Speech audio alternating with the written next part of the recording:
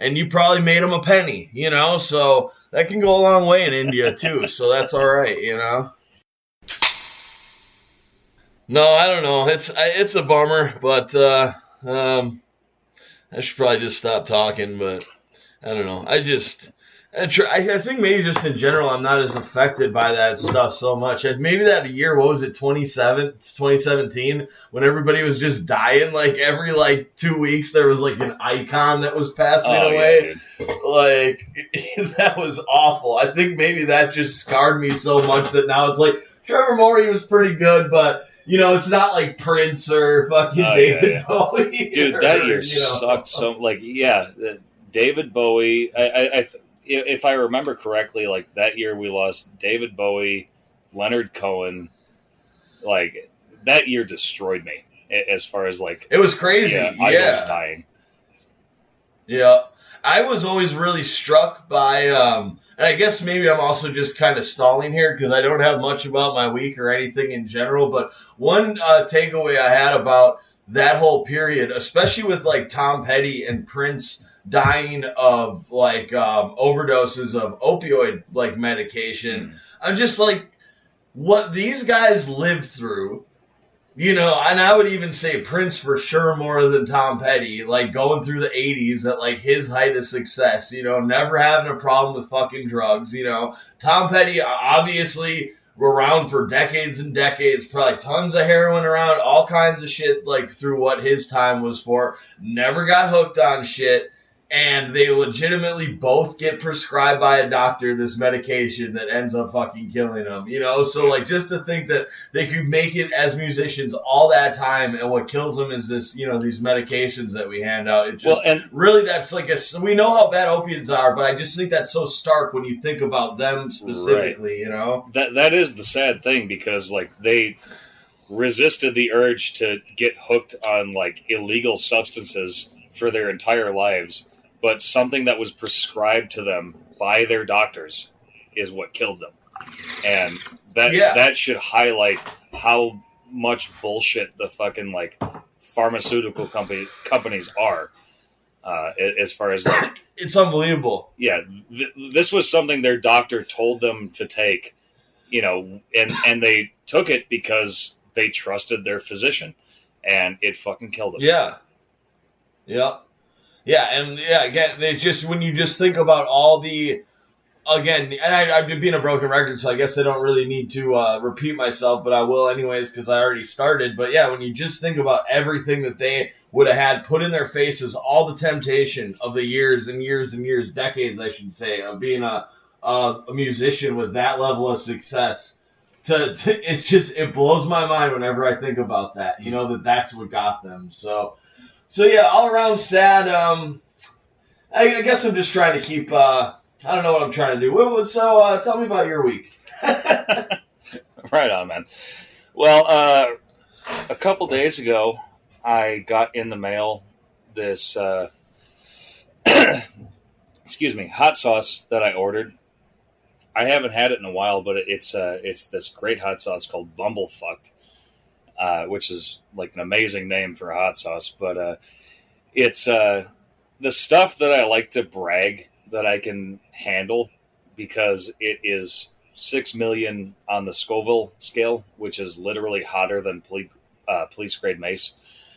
But wow, I haven't had it in some time, and when it came in the other day, I got a little overzealous. I'm like, yo, I miss this stuff. And I made a frozen pizza, and I just dumped way too much on a slice of that, and I lit myself the fuck up, dude. Like I was pacing around my apartment for 20 minutes. It's like, oh boy.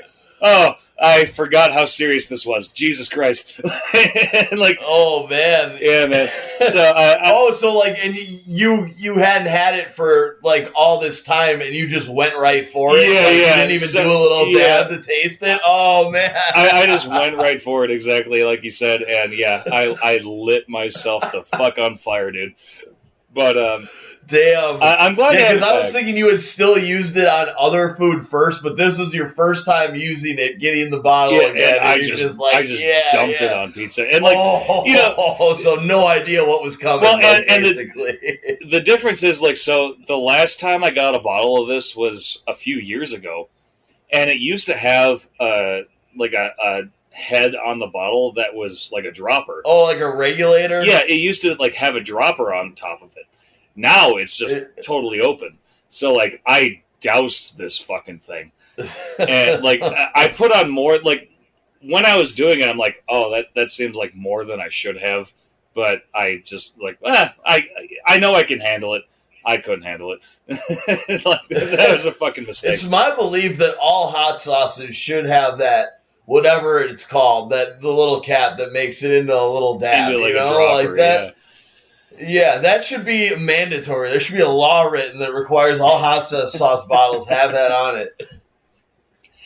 Yeah. So I may have asked this to you before, but obviously you build up a tolerance and a resistance, eating it. Uh-huh. Does your butthole also build up a resistance or a tolerance over time, or does it always hurt? Surprisingly, yes, actually. It's not that it doesn't feel bad, but you get used to it. So really, yeah, I would say you get used to it. I could get used to it. Yeah. Oh God, that's the one thing. I think I would actually eat more hot food if it wasn't for that, because I find that to be so unpleasant that the next day, after I'd eaten it the night before, I'm always like, nope, that wasn't worth it. I'm not fucking doing that again for a while. It never seems worth it, especially when you get the churn going on, on top of the churn and the burn. Oh man, it can get real bad. It can get real bad. I mean, I did the Devil's Toe challenge. I forget if I've talked about this on the show before, but I did the Devil's Toe, which is a 9 million Scoville lollipop. And it's on YouTube if anyone wants to see it. Jeez. But so the entire goal is to keep it in your mouth for 5 minutes. And I did that. And I did that in pretty good stride. However, I will say, once I was no longer on film, I threw it in the garbage and I immediately went to vomit.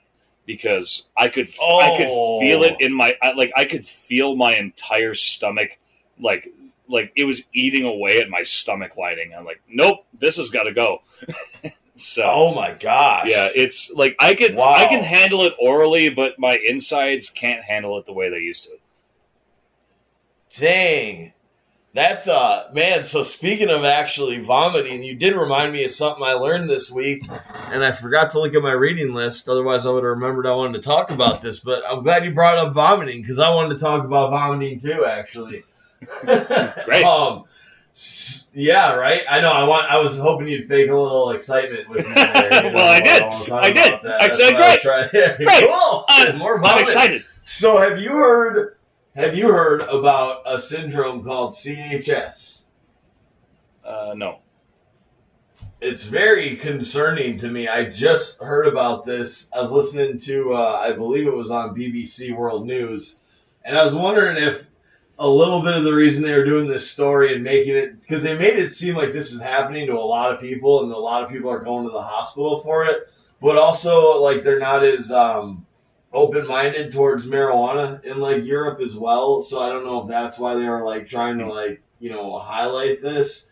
So it's cannabinoid hyperemesis syndrome. I'm not sure if I'm saying the H right, the hyperemesis, but let's just assume I am. And what it is after people have smoked marijuana regularly for a long amount of time, and they're saying now in states where it's legalized, people are doing like I do and smoke it pretty regularly throughout the day. And the doctor was saying yeah, people smoke it almost like a cigarette now. And back in the 80s, this never used to happen, or times when it was illegal. And what it does is it just causes people to just have bouts of vomiting, just involuntary, of course, They just start throwing their guts up, and they're getting nauseous and sick like constantly, and the only thing they can think is it's from regular.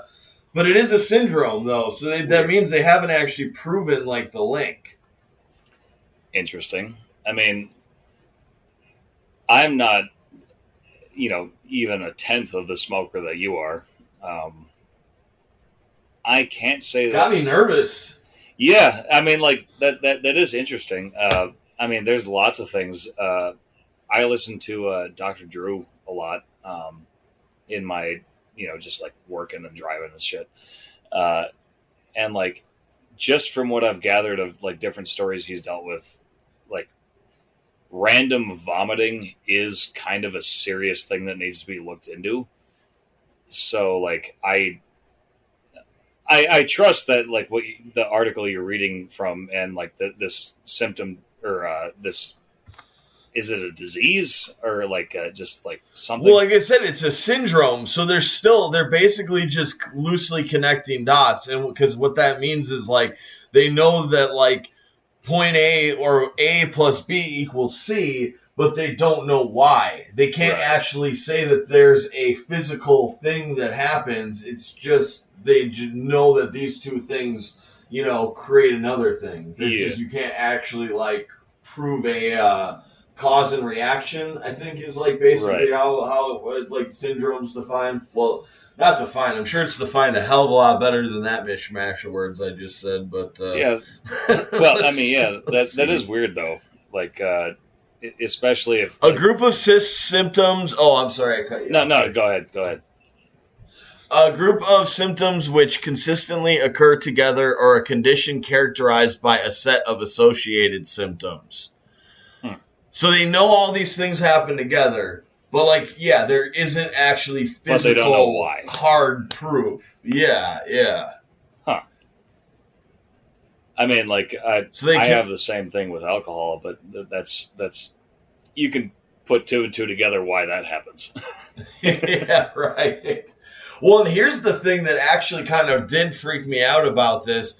And I mean, I will be honest, I've been cutting back anyways, and I don't really like the high THC content stuff because I do like to smoke more often throughout the day. Like, I actually like the act as much as I like the feeling. I like probably the ritual of it, what somebody might call it, I like packing a bowl. I like how it tastes. I find the whole thing, like the experience of like doing it to be pleasurable. So I get lower grade stuff just so I don't get so high. Like sometimes I honestly miss like the days way back in the day when Schwag was a thing, and you could just get a huge bag of weed for like $10, and it didn't do much, but you could roll like a whole bunch of joints up out of it, and I just like smoke that all day, good stuff. I don't really miss Schwag. I shouldn't go that far, but like I'm good with a good mid grade. I mean, that's how I roll. Give me 15%, 10% even. Like, yeah, I can't handle the high potency stuff. Like I thrive off of Schwag. Like that's what I need. Hell yeah. Sometimes like I'll just because it'll be maybe on sale, and it's like, well, if it's better weed and it's on sale, for like a really good price, cheaper than what I was going to get anyways, sometimes I'll buy it and then I'll take a hit and I'm like, Jesus, that was a bad idea, and I got to be really careful because otherwise I'll end up like sleeping through like however long it takes me to smoke the bag. I'll just have like 5 days of just constant naps. Well, I was getting to something. I'm sorry, okay, I got off point. So this is what screwed me up. Why I was clarifying is because like the reason I'm not so worried is because I don't like smoke really good shit like they're talking about here. But it talks about how the main symptoms are often early morning nausea. So this starts in the beginning of the whole thing. And they say that this can go on for years and years and years before the vomiting actually starts, and belly abdominal pain. So during this phase, the main symptoms are often early morning nausea and abdominal pain. Some people also develop a fear of vomiting. Most people keep normal eating patterns during this time. Some people use more marijuana because they think it will help stop the nausea.